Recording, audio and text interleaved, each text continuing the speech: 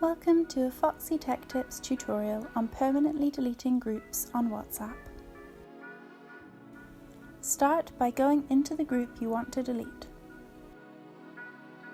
Tap on the group name up top to open the info page for it. Now start by removing the participants of the group. Hold down on each name to bring up the menu and choose the Remove from Group option.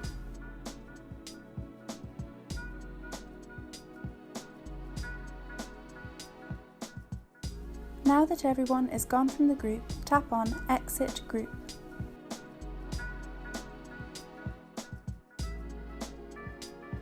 Once you have exited the group, you can tap on the Delete Group option. This will finalize it and the group will be gone forever. And that draws an end to this tutorial. Please like the video if you found it helpful and subscribe to Foxy Tech Tips for more WhatsApp tips and tricks.